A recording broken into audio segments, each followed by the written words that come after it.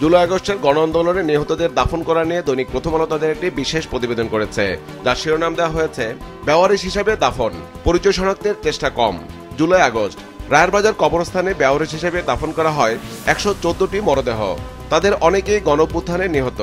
10 truck অস্ত্র মামলার হাইকোর্টের রায় নিয়ে পত্রিকাটি রিপোর্টের শিরোনাম করা হয়েছে 10 ট্রাক অস্ত্র চোরাচালান, সাবেক স্বরাষ্ট্র প্রতিমন্ত্রী বাবর সহ 6 জন খালাস, সাজা কমল 7 জনের।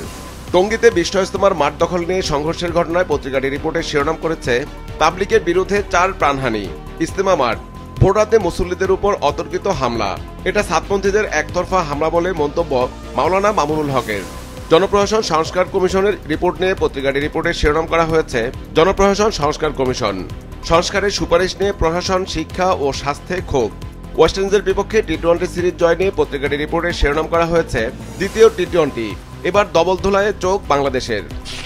ইজতেমা মাঠে সংঘর্ষ নিয়ে দৈনিক সমকাল তাদের প্রধান শিরোনাম করেছে ইজতেমা মাঠ দখল নিয়ে সংঘর্ষ, ঝরল 4 প্রাণ, তাবলিগ জামাতের 2 পক্ষ মুখোমুখি। 144 ধারা জারির পর ফাঁকা হলো তুরাক্তির। সংঘর্ষের দায় পরস্পরের উপর চাপাচ্ছে সাদ ও জুবায়ের পন্থীরা। হত্যায় জড়িত কাউকে ছাড় নয়, স্বরাষ্ট্র উপদেষ্টা।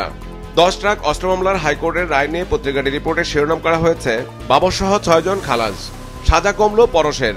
রিপোর্টে বলা হয়েছে লুৎফুজ্জামান বাবর এখনই মুক্তি পাচ্ছেন না। অস্ত্র আইনের অন্য মামলাটি হাইকোর্টের আপিল শুনানির অপেক্ষায়। মৃত্যুদণ্ড পাওয়া বাকি 6 আসামির সাজা কমিয়ে 10 বছর করে কারাদণ্ড। তদন্তে যথেষ্ট গাফিলতি ছিল, আইনের যথাযথ প্রক্রিয়া অনুসরণ হয়নি, হাইকোর্ট। 10 ট্রাক অস্ত্র মামলায় হাইকোর্টের রায় নিয়ে দৈনিক যুগান্তর তাদের প্রধান শিরোনাম করেছে 10 ট্রাক অস্ত্র মামলায় হাইকোর্টের রায়, বাবর সহ 6 জন খালাস, পরেশের যাবজ্জীবন। মৃত্যুদণ্ডপ্রাপ্ত অপর 6 আসামির সাজা কমিয়ে 10 বছর করে কারাদণ্ড। অস্ত্র আইনে মামলা থাকায় খালাসপ্রাপ্তরা মুক্তি পাচ্ছেন না। মামলায় বহুমাত্রিক ঘাটতি ছিল, তদন্তে ছিল যথেষ্ট গাফিলতি, হাইকোর্টের পর্যবেক্ষণ।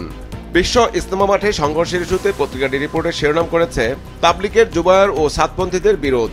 টঙ্গী ইজতেমা মাঠে সংঘর্ষে নিহত 3, আহত শতাধিক।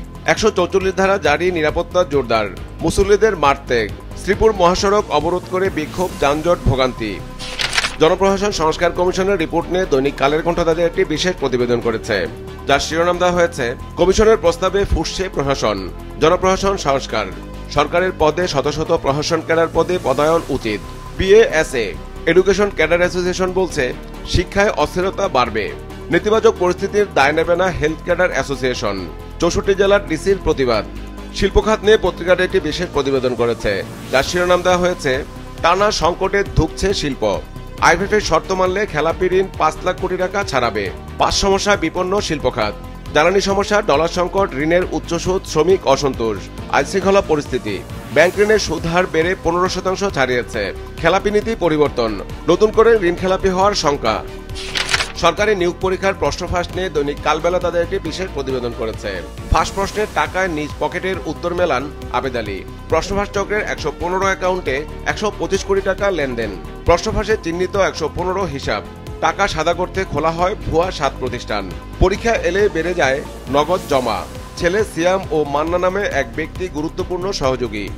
থানার জিডি ইস্যুতে পত্রিকাটি একটি বিশেষ প্রতিবেদন করেছে, যার শিরোনাম দেওয়া হয়েছে জিডির 1 ঘন্টার মধ্যে অ্যাকশন, ডিএমপিতে রোববার থেকে কার্যকর। 8 প্রশ্ন করে মান যাচাই করবে পুলিশ সদর দপ্তরের মনিটরিং সেল। কনস্টেবল থেকে এসআই পর্যন্ত চৌকস কিছু কর্মকর্তাকে দেওয়া হয়েছে বিশেষ প্রশিক্ষণ। মাসে প্রায় 6 লাখ জিডি হয় ডিএমপিতে। ইজতেমা মাঠে সংঘর্ষ নিয়ে দৈনিক দেশ রূপান্তর তাদের প্রধান শিরোনাম করেছে রক্তাক্ত ইজতেমা ময়দানে 4 লাশ, 7 জুবায়েরপন্থীদের সংঘর্ষ। মঙ্গলবার মধ্যরাত থেকে সংঘর্ষ জড়ায় 2 পক্ষ, আহত 200-র বেশি। ডামেকে 6 জনের অস্ত্রোপচার। ইজতেমা প্রাঙ্গণ শহর টঙ্গী, উত্তরাতে সভা মিছিল নিষিদ্ধ। দ্রব্যমূল্যের ঊর্ধ্বগতির প্রভাব নিয়ে পত্রিকাটি একটি বিশেষ প্রতিবেদন করেছে, যার শিরোনাম দেওয়া হয়েছে পুষ্টিহীনতার সংখ্যা এখন মধ্যবিত্ত, আয়ের চেয়ে ব্যয় বেশি প্রায় 3 বছর। খাবারের তালিকা ছোট হচ্ছে মধ্যবিত্তের।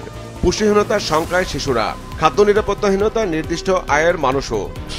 দৈনিক বাংলাদেশ প্রতিদিনও তাদের প্রধান শিরোনাম করেছে ইজতেমা মাঠে সংঘর্ষ ইস্যুতে।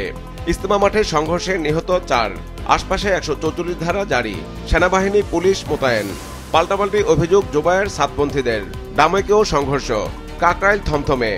আওয়ামী লীগ সরকারের সাবেক মন্ত্রী এমপিদের বিদেশে অবস্থান করা নিয়ে পত্রিকাটি একটি বিশেষ প্রতিবেদন করেছে, যার শিরোনাম দেওয়া হয়েছে বিদেশে বিলাসে সেই মন্ত্রী এমপিরা, দেশে বিপাকে কর্মী সমর্থকরা।